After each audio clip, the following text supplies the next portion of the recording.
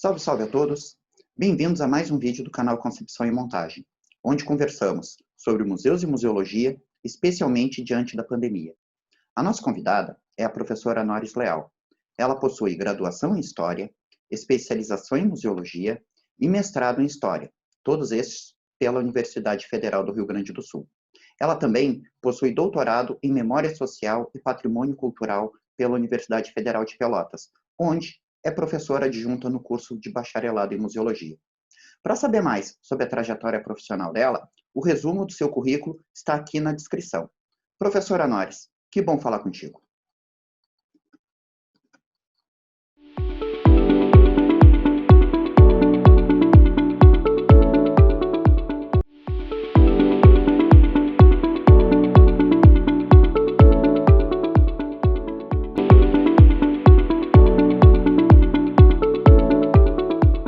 Nós já estamos aqui com esse projeto há quase 3 meses, discutindo com diversos profissionais, docentes, profissionais de museus, a realidade da pandemia, que só agravou, em muitos casos, os problemas que os museus estão enfrentando. Tens vasta experiência em museus? Tens experiência como docente? Uma pessoa que está, digamos, em 2 bons lados, né, da atuação profissional, porque esteve dentro dos museus e ajuda a pensar a formação de novos profissionais. Qual é a tua opinião? O que tu vê desse problema da pandemia com os museus? Porque a visão da sociedade sobre a pandemia já não é mais a mesma lá do mês de abril para cá, para julho. As pessoas estão saturadas, existem movimentos de reabertura de tudo. Temos pessoas com carências afetivas de diversos aspectos que acham que os museus podem suprir isso. E existe a realidade dos museus tentando se pensar num meio virtual. O que tu vê disso tudo? Olha, primeiro, boa noite, Éder e Matheus. Prazer estar com vocês aqui nesse encontro para a gente conversar sobre museologia. É um assunto que me encanta muito. Tive o prazer de ser professora de vocês lá na primeira turma da museologia e foi ótimo, uma turma maravilhosa que eu tenho grandes amigos dessa turma. E das outras também, mas essa, por ser a primeira, é emblemática. Acho que nós estamos aprendendo a conviver nesse momento, a viver e conviver com o momento e com o vírus, o que não é uma coisa fácil para ninguém. Nós já estamos, eu já estou perdida, mas eu acho que em 100 dias que nós estamos num distanciamento social, e nós que vivemos nos museus, com os museus, para os museus, a gente necessita desse encontro, a gente necessita do encontro com a comunidade em que a gente vive, que o museu está colocado, né? Isso, pelo menos para mim, isso é essencial. Toda vez que trabalhei, e por isso os museus e a museologia me encantou, foi exatamente porque estava junto com o ideal de vida que é esse contato. E hoje os museus sofrem muitas dificuldades normalmente no dia a dia, sem uma pandemia, sem um distanciamento social. Nós sofremos inúmeras dificuldades muito grandes, assim, falta de pessoal, falta de material, falta de dinheiro, uma série de coisas. Às vezes falta de pessoas especializadas, porque os cursos ainda não deram vazão suficiente de alunos, de novos museólogos para atender as instituições museológicas. Então, não quero aqui fazer uma choradeira, acredito que no Brasil a gente melhorou muito no setor, mas a gente, em março, porque nós não nos preparamos para isso, apesar da China estar com coronavírus desde dezembro, janeiro já fechando, nós não nos preparamos para isso. Em março, fecha tudo. E aí, como é que a gente resolve isso, né? Eu vejo que a gente tem agora, no meio, começa a sair algumas soluções, e aí a gente não tem como pensar nos grandes museus. Os grandes museus têm a estrutura de ter visitas guiadas na internet, tem pessoal suficiente para fazer uma visita 3D maravilhosa. Não vamos pensar nisso, mas vamos pensar nos nossos museus, os museus que a gente trabalha, nós, pessoas normais aqui no Brasil, no Rio Grande do Sul, na região sul do país. A gente teve que se inventar. E as nossas redes sociais, nós trabalhamos praticamente com redes sociais que não tem custo, que não é nenhuma página pensada, paga. A grande maioria não tem uma página paga com o pessoal que possa produzir. Então, literalmente, as pessoas estão se inventando. E, na verdade, a gente está produzindo muita coisa, produzindo várias coisas, mas eu não sei se nós estamos atendendo o nosso público. Eu tenho dúvida se a gente está atendendo o nosso público ou se nós estamos fazendo para nós mesmos. Se nós estamos produzindo material para nós mesmos. Acho que algumas coisas atendem ao público do museu, mas é uma comunicação ainda capenga, né? Porque a gente tem que se inventar no momento que a gente não pode se encontrar. O virtualmente, o pensar, nós não estamos com os nossos acervos, então nós temos que nos inventar num momento bastante difícil. Acho que é uma solução que a gente encontrou para a gente poder trabalhar. Mas eu acho que isso tem que servir para nós pensarmos o nosso trabalho. Eu sou contra aquela ideia que os museus têm que aderir à virtualidade e se transformar. Eu acho que não é isso, não é esse o nosso trabalho. Claro que tem museus virtuais que nasceram para ser isso, então eles têm que fazer o trabalho deles da melhor forma possível. Tem gente estudando, porque muitas vezes as pessoas pensam que fazem museu virtual e não fazem nada, né? Fazem uma página da internet. Eu tive o prazer de orientar o Rafael Chaves, que agora está terminando o mestrado na URGS e que trabalha com isso, e ele foi fazendo um levantamento muito sem uma página. E se diz que é um museu virtual. Mesmo está cadastrado no IBRAM, no Sistema Estadual de Museus aqui no Rio Grande do Sul, como museu virtual, e, na verdade, é uma página de museu. Então, se a gente quer fazer isso, a gente tem que fazer com qualidade. Acho que nós não chegamos ainda na qualidade do museu físico que a comunidade merece. A comunidade que a gente tem inserido, porque a gente trabalha para alguém, a gente não trabalha para o nosso gosto, a gente trabalha para as pessoas onde o museu está inserido ali.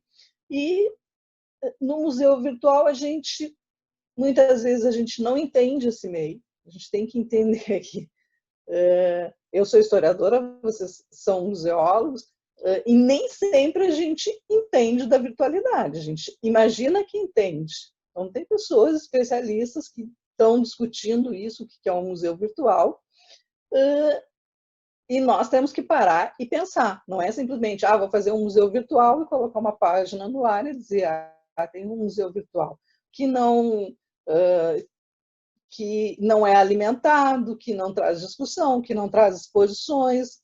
O museu vive de exposição, não é a parte principal. Porque como eu trabalho nos bastidores do museu, eu tenho que puxar a brasa para minha sardinha. Mas é uma das formas de comunicação, né? Então, o museu tem que pensar em todas as coisas, não é simplesmente largando fotos e textos lá que a gente vai ter um museu virtual. Então, a gente tem... Isso vai servir para a gente se repensar. Repensar como é que a gente faz as nossas atividades, o que nós estamos fazendo.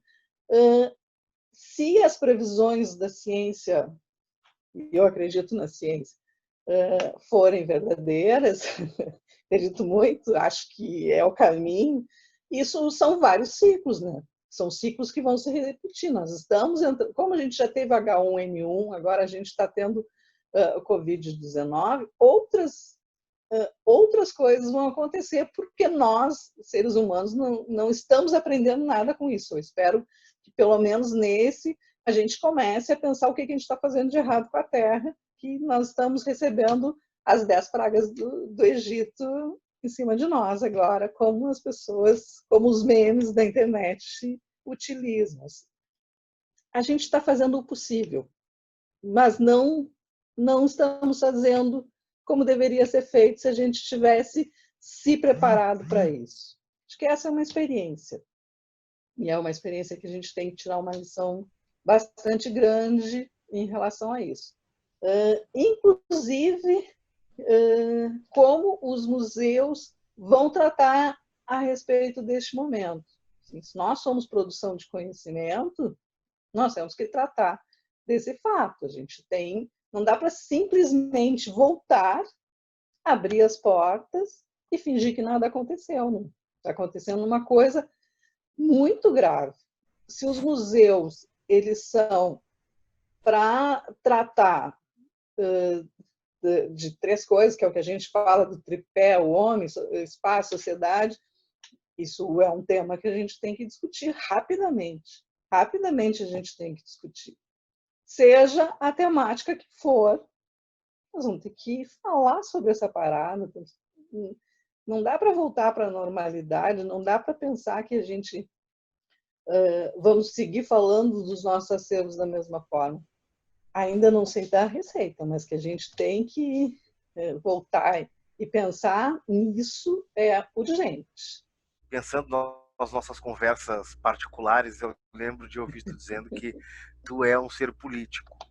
E é engraçado o momento que a gente vive, que a gente precisa se dizer político, sendo que nós sabemos que todos nós somos. E aí, pensando nessa lógica do Éder, quando ele diz que tu é multi-instrumentista, e a gente sabe que tu é historiadora também, e eu tenho pensado muito sobre de que forma a gente vai olhar para esse período no futuro, assim, de que forma a gente vai gerar registro, de que forma a história vai funcionar sobre. E aí isso me levou a pensar sobre essa discussão, que é uma discussão atual, sobre o patrimônio dos escravagistas, as estátuas dos escravagistas. E aí eu vi que a primeira sugestão de quem sugere alguma coisa é leve para os museus. Aí eu queria saber o que tu pode me dizer sobre isso. Acho que não tem que levar para os museus, tem que parar com essa coisa de que tudo que não querem na sociedade tem que socar dentro de um museu. Também, acho que é uma coisa, assim, é uma polêmica que a gente tem que parar e tem que pensar mais profundamente. Assim, acho que tudo que a gente faz muito no assodamento do momento, a gente faz de forma errada. Eu vou colocar uma experiência de pesquisa minha quando eu trabalhava no Centro de Documentação e Pesquisa da Santa Casa, e a gente fez um guia de fontes sobre negros na Santa Casa, na documentação da Santa Casa. E aí a gente começou a pesquisar, e lá pelas tantas a gente encontrou num dos relatórios da Provedoria da Santa Casa que o Rui Barbosa indicou que se queimasse toda a documentação sobre a escravidão no Brasil, porque era uma vergonha para o país ter existido por tanto tempo a escravidão. E muitas instituições fizeram isso. Muitas instituições, não eram de arquivos, mas instituições que tinham como a Santa Casa, foi queimado. A gente imagina que eles tenham queimado muito documento. O que nós encontramos foi o que sobrou dessa limpa. Então, mais de 100 anos depois dessa ordem, a gente levantou e pesquisou essa história dos negros, sendo que muita coisa se perdeu por essa voracidade de tentar esconder. Acho que nós, como trabalhadores do patrimônio e da memória, acho que nós temos que trabalhar para que as pessoas saibam quem foi aquelas pessoas, né? A gente tem que ter ou os nossos monumentos, as nossas coisas hoje, mas a gente não pode botar esconder para o futuro que foram feitos monumentos para essas pessoas. Né? Isso é a nós historiadores, nós pensando a esse respeito. Talvez daqui a pouco eu mude essa minha ideia, depois de maturar e discutir mais com as pessoas que têm a defesa de... Não de o ir para o museu, eu sou contra e você contra sempre, mas outras coisas a gente pode discutir. Mas eu acho que isso tem que ser claro. Se eles eram vendedores de escravos, o Borba Gato, que é a grande discussão, o que faz com ele, tem que dizer quem é esse cara. Porque, na verdade, a gente estuda um bandeirante que entra e não sei... Bom, é isso que a gente estuda. Não, mas vamos estudar. Quem sabe a gente estuda na nossa visão de hoje e diz, não, o cara foi lá, escravizou índio, matou negro. Isso que eu acho que é a nossa necessidade. Porque senão a gente apaga. Nós estamos sofrendo, no momento agora, das pessoas não saberem a ditadura militar. O que foi a ditadura militar. Então, acho que primeiro a gente tem que passar essa emoção do momento e discutir o que vai ser feito.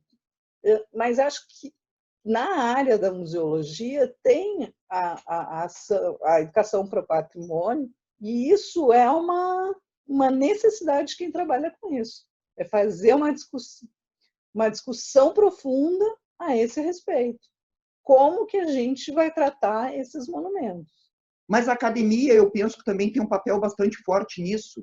Por exemplo, muita gente repensou as homenagens à dita Revolução Farroupilha depois que pesquisas acadêmicas provaram que Porongos foi um massacre de fato.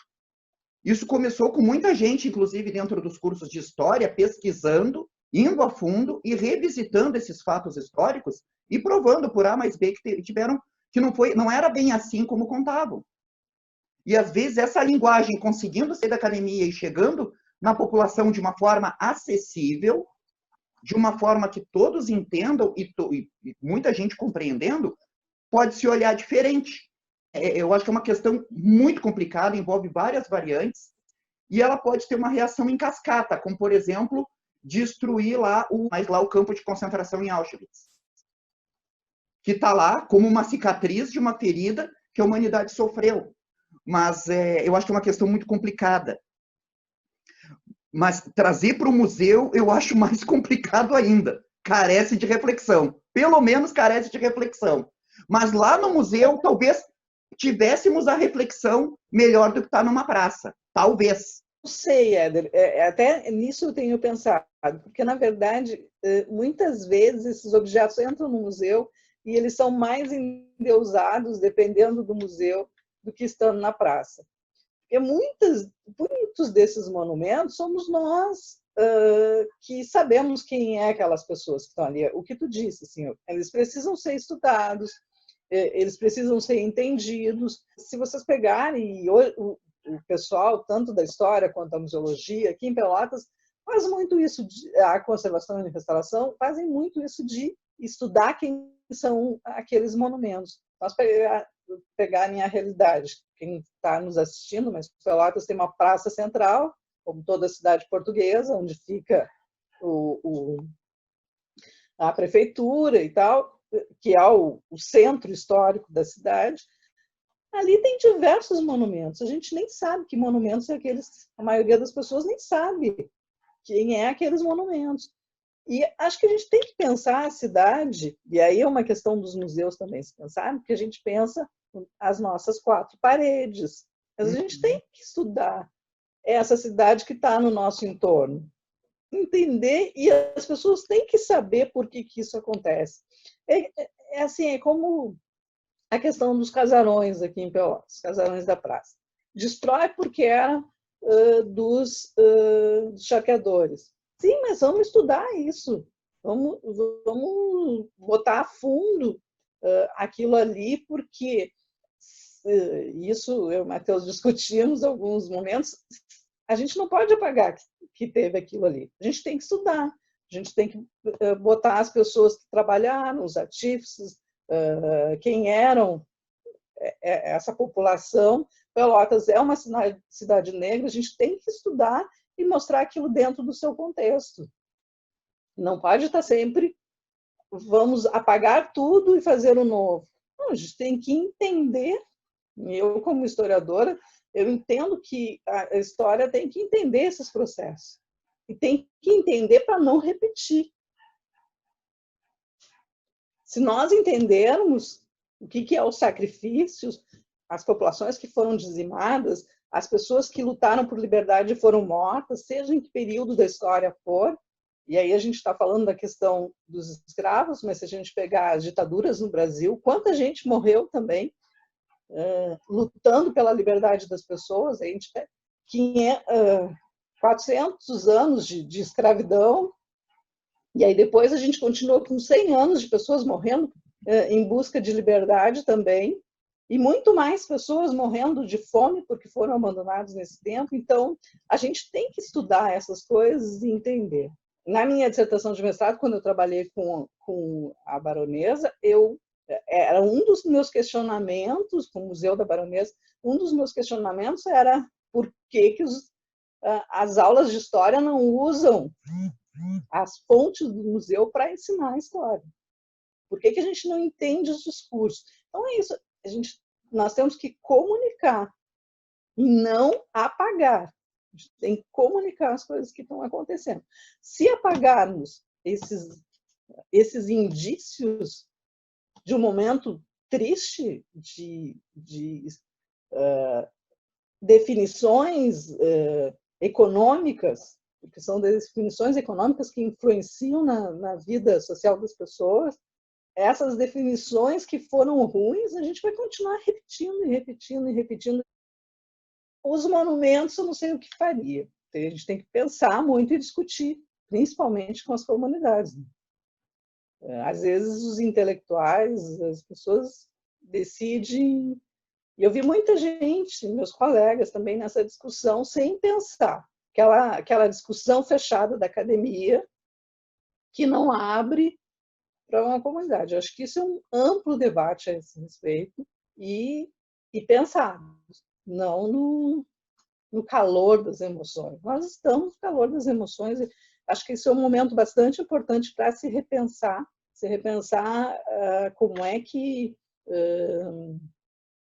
nós estamos vivendo, o que a gente está fazendo com a nossa sociedade, em um momento em que estoura vários movimentos, é porque muita coisa está errada, né? Então, já tivemos outros momentos de repensar, de novas tentativas, mas acho que esse é um novo momento. Assim, e acho que tenho fé. Matheus vai dizer que eu não sou tão religiosa, mas acredito que esses movimentos é para melhor.